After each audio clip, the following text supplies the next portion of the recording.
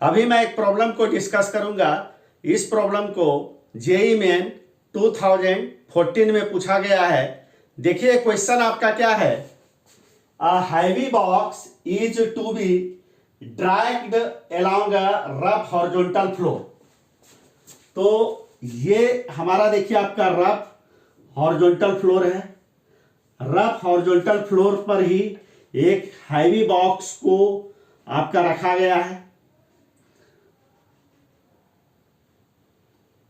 और इसी heavy box को इस रफ हॉरिजॉन्टल फ्लोर पर हम लोगों को मूव कराना है।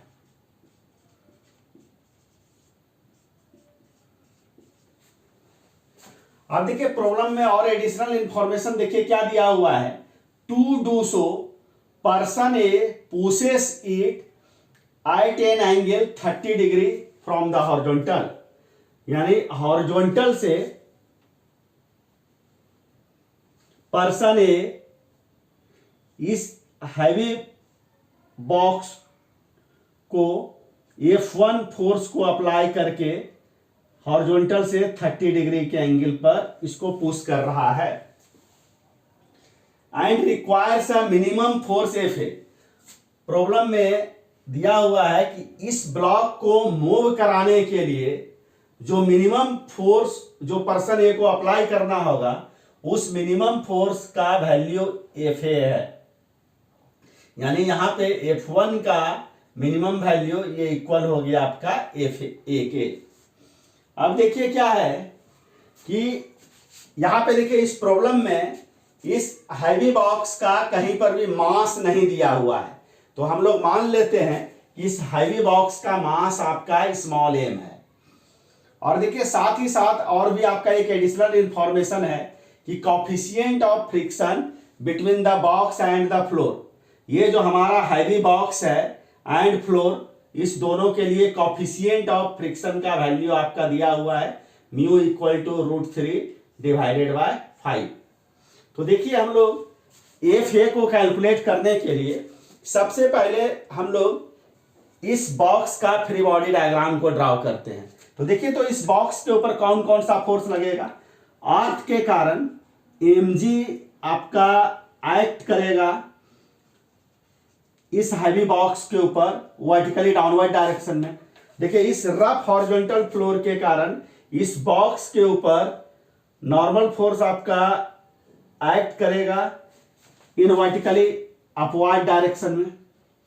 अब आप देखिए यहां पर क्या है कि N1 वर्टिकली अपवर्ड डायरेक्शन में है, तो N1 का कोई भी कंपोनेंट आपका हॉरिजॉन्टल डायरेक्शन में नहीं है, तो N1 के कारण ये हैवी बॉक्स आपका इस फ्लोर पर आपका मूव नहीं करेगा। In the same way mg आपका वर्टिकली डाउनवर्ड डायरेक्शन में है, तो mg का कोई भी कंपोनेंट आपका हॉरिजॉन्टल डायरेक्शन में यहां पर नहीं होगा, तो mg के कारण भी ये बॉक्स आपका रफ हॉरिजॉन्टल फ्लोर पर यहां पे आपका मूव नहीं करेगा। यानी कहने का मतलब ये हुआ कि N1 और mg के कारण ये बॉक्स आपका इस रफ हॉरिजॉन्टल फ्लोर पर मूव आपका नहीं करेगा। तो हम लोग यहां पर क्या करते हैं कि सबसे पहले F1 को हम लोग कंपोनेंट में ब्रेक कर देते हैं। कंपोनेंट में ब्रेक करने से हम लोगों को यह मालूम चल जाएगा कि इस रफ हॉरिजॉन्टल फ्लोर पर यह ब्लॉक आपका किधर आपका मूव कर सकता है। तो देखिए तो F1 को जब आप कंपोनेंट में ब्रेक करिएगा तो हॉरिजॉन्टल डायरेक्शन में F1 का जो कंपोनेंट होगा ये आपका क्या हो जाएगा F1 cos 30 डिग्री, और F1 का जो कंपोनेंट आपका वर्टिकली डाउनवर्ड डायरेक्शन में हो जाएगा आपका ये हो जाएगा आपका F1 sin 30 डिग्री। तो यहां देखिए तो F1 का कंपोनेंट F1 sin 30 डिग्री जो है ये आपका वर्टिकली डाउनवर्ड डायरेक्शन में है, तो F1 sin 30 डिग्री के कारण भी ये बॉक्स आपका इस फ्लोर पर आपका मूव नहीं करेगा। चूंकि F1 cos 30 डिग्री इस बॉक्स के ऊपर एक्ट कर रहा है हॉरिजॉन्टल फ्लोर के पैरेलल, इसलिए F1 cos थीटा के कारण ही ये बॉक्स आपका इस फ्लोर पर आपका मूव कर सकता है।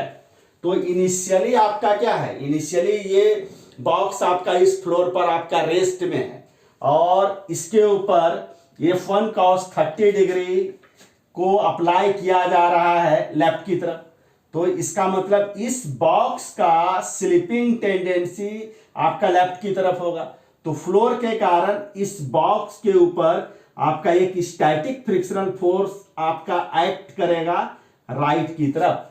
तो इस स्टैटिक फ्रिक्शनल फोर्स को हम लोग यहां पर F1 से हम लोग डिनोट करते हैं।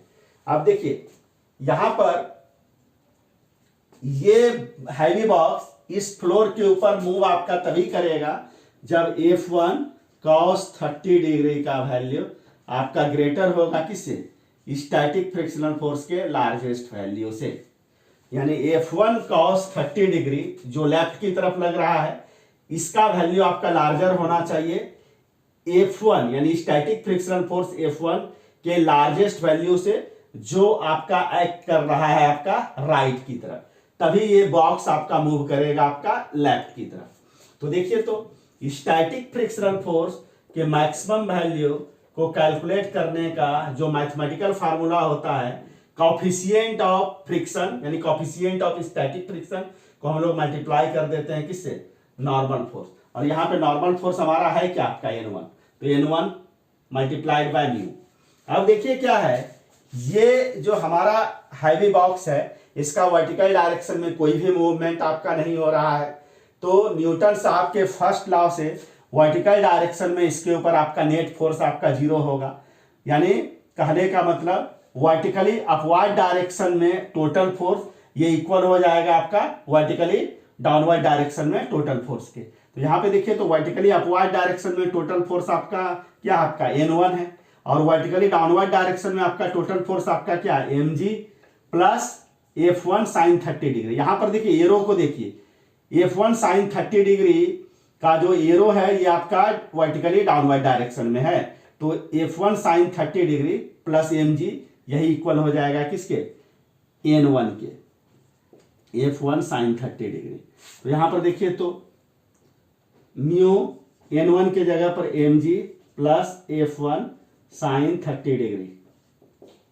अब देखिए यहां पर क्या है कि स्टैटिक फ्रिक्शनल फोर्स का मैक्सिमम वैल्यू को हम लोग यहां से यहां हम लोग रख लेते हैं, तो क्या हो जाएगा देखिए तो F1 cos 30 degree greater static frictional force F1 का मैक्सिमम वैल्यू देखिए क्या है, mu mg plus F1 sine 30 degree.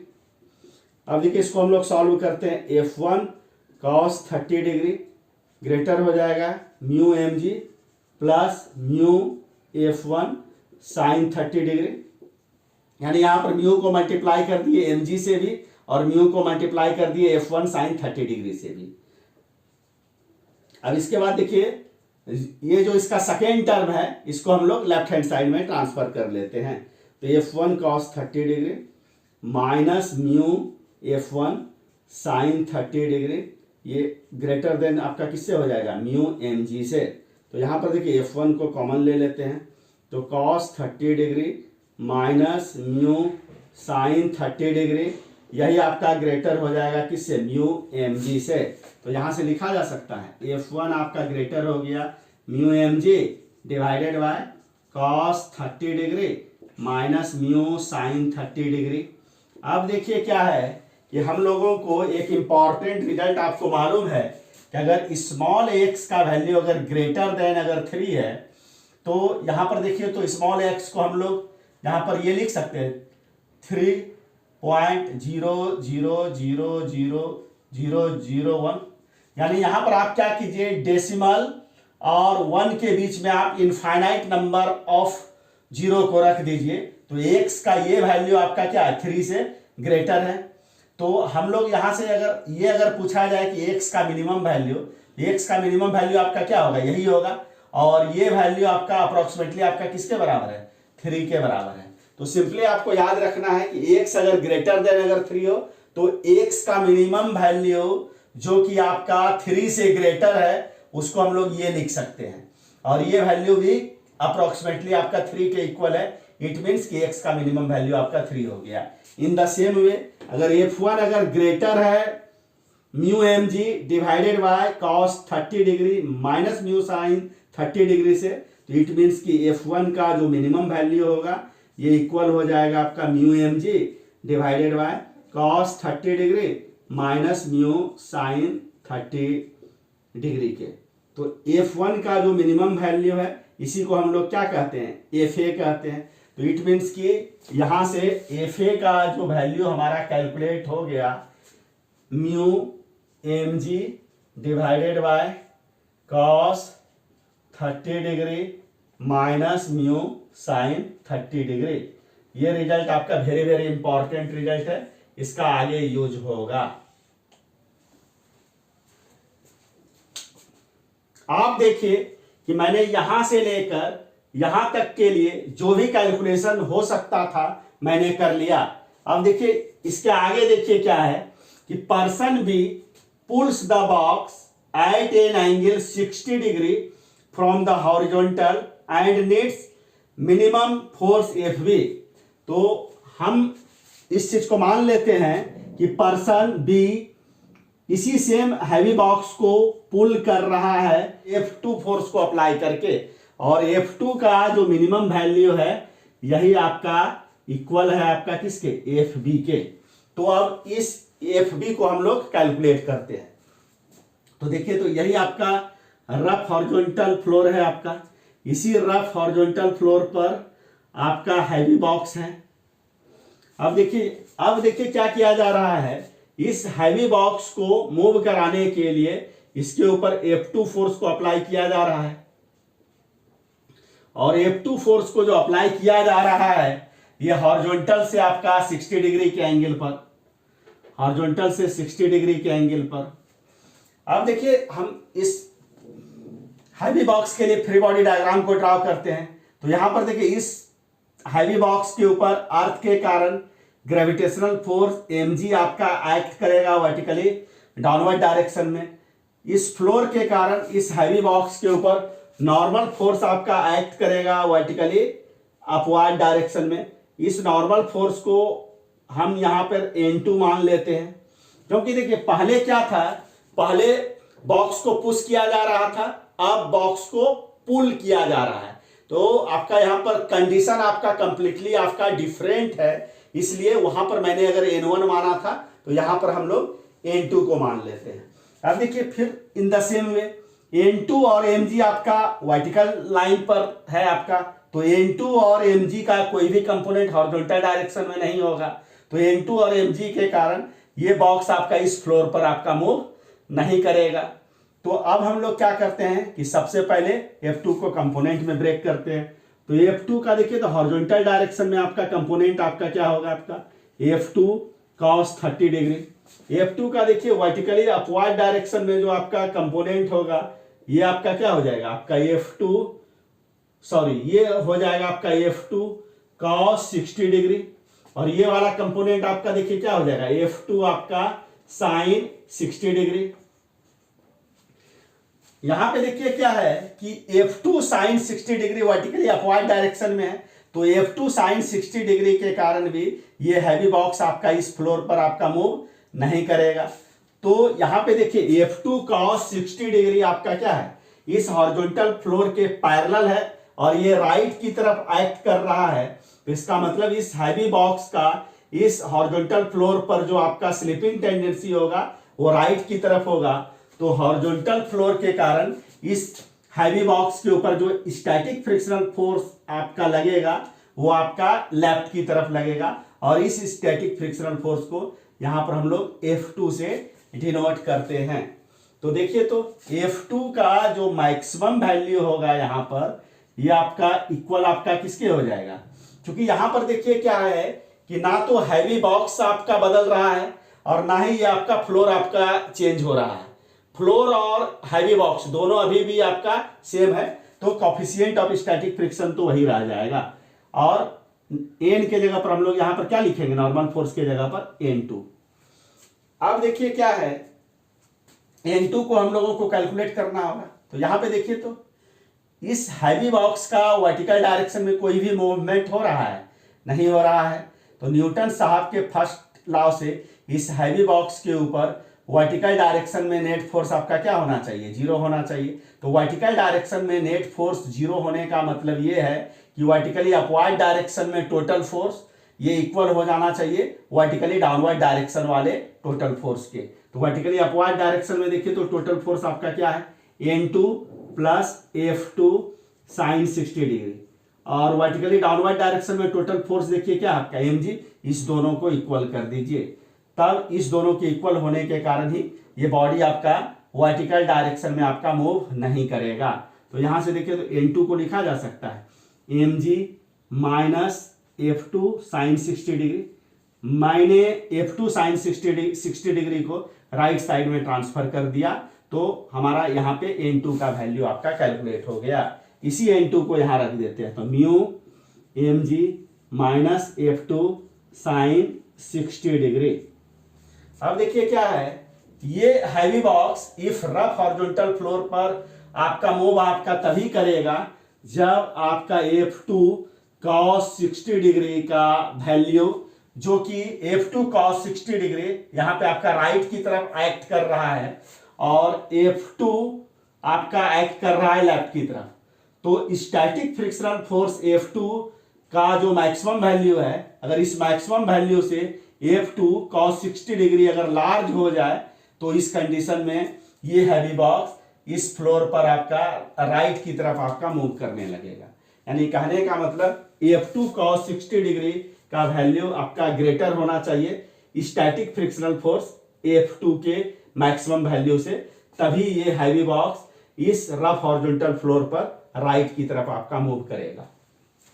अब देखिए तो यहाँ F2 cos 60 डिग्री ये आपका ग्रेटर हो गया किससे, F2 का मैक्सिमम वैल्यू देखिए तो क्या है, mu mg minus F2 sine 60 degree. अब देखिए इसको हम लोग सॉल्व कर लेते हैं, F2 cos 60 degree greater than आपका म्यू को मल्टीप्लाई कर दीजिए, mu mg minus mu F2 sine 60 degree. तो सेकेंड टर्म को हम लोग लेफ्ट हैंड साइड में ट्रांसफर कर देते हैं, F2 cos 60 degree greater F2 cos 60 degree plus mu F2 sine 60 degree, ये ग्रेटर हो गया किससे, म्यू mg से। F2 को हम लोग कॉमन ले लेते हैं तो क्या हो जाएगा आपका cos 60 degree plus mu sign 60 degree, ये ग्रेटर हो जाएगा किससे, म्यू mg से। तो यहां से देखिए F2 ग्रेटर हो जाएगा mu mg divided by cos 60 degree plus mu sign 60 degree. तो F2 ग्रेटर है, तो यहां से हम लोग लिख सकते हैं कि F2 का जो मिनिमम वैल्यू होगा mu mg divided by cos 60 degree plus mu sign 60 degree, और F2 का जो मिनिमम वैल्यू है यही किसके इक्वल है, आपका FB के इक्वल है। तो FB का वैल्यू इक्वल हो जाएगा किससे, mu mg divided by cos 60 degree plus आपका म्यू साइन 60 डिग्री। हमको यहाँ पे FA डिवाइडेड बाय FB को कैलकुलेट करना है। तो देखिए तो FA डिवाइडेड बाय FB, तो देखिए तो FA आपका किसके इक्वल है, mu mg divided by cos 30 degree minus mu sign 30 degree के, और FB देखिए तो किसके इक्वल है, mu mg divided by cos 60 degree plus mu sign 60 degree के। देखिए तो म्यू mg कैंसिल आउट हो जाएगा, तो इसको लिखा जा सकता है cos 60 degree plus mu sign 60 degree divided by cos 30 degree minus mu sign आपका 30 डिग्री। देखिए तो cos 60 डिग्री का वैल्यू आपका 1/2 हो गया, प्लस म्यू का वैल्यू प्रॉब्लम में देखिए √3/5 आपका दिया हुआ है, √3/5 मल्टीप्लाइड बाय साइन 60 डिग्री का वैल्यू देखिए क्या हो जाएगा, √3/2। अब देखिए डिनोमिनेटर में cos 30 डिग्री को का वैल्यू होता है √3/2 माइनस म्यू का वैल्यू आप लिख दीजिए √3/5, और साइन 30 डिग्री का वैल्यू आपका क्या हो गया, हाफ हो गया आपका। यहां देखिए तो न्यूमरेटर में देखिए तो आपका क्या आपका कॉमन आ जाएगा। इसको और थोड़ा हम फर्दर सॉल्व कर लेते हैं। देखिए 1/2 प्लस √3 मल्टीप्लाइड बाय √3, तो क्या हो गया 3 डिवाइडेड बाय 5 मल्टीप्लाइड बाय 2, आपका क्या हो गया, आपका 10 हो गया आपका। डिनोमिनेटर में देखिए तो √3/2 को हम लोग कॉमन ले लेते हैं। √3/2 को जैसे कॉमन लीजिएगा तो ये क्या हो जाएगा 1 माइनस 1/5। अब देखिए तो न्यूमरेटर में देखिए हम लोग 2 और 10 का एलसीएम क्या होगा 10, तो देखिए तो 5 प्लस 3। डिनोमिनेटर में देखिए तो 5 माइनस 1 डिवाइडेड बाय आपका क्या हो जाएगा 5, तो इसको देखिए, इसको लिखा जा सकता है 5 प्लस 3 8/10 डिवाइडेड बाय आपका क्या हो जाएगा √3/2 मल्टीप्लाइड बाय आपका क्या हो जाएगा 4 आपका 5। तो देखिए इसको लिखा जा सकता है 8/10 डिवाइडेड बाय आपका क्या हो जाएगा 4√3 डिवाइडेड बाय आपका क्या हो गया 2 मल्टीप्लाइड बाय 5 10, तो 10 आपका क्या हो गया कैंसिल आउट हो गया। इसको लिखा जा सकता है 8 डिवाइडेड बाय 4√3, 4 से 8 2 हो गया, तो ये इक्वल हो गया आपका 2/√3। यहाँ देखिए तो यहाँ पर जो करेक्ट 2/√3, तो यहाँ पे करेक्ट ऑप्शन आपका क्या होगा, आपका डी होगा। तो इस प्रकार से इस क्वेश्चन को मैंने सॉल्व कर दिया। अगर इस क्वेश्चन के सॉल्यूशन को समझने में आपको कहीं भी किसी भी ढंग का अगर डाउट आएगा तो आप कमेंट आप जरूर कीजिएगा।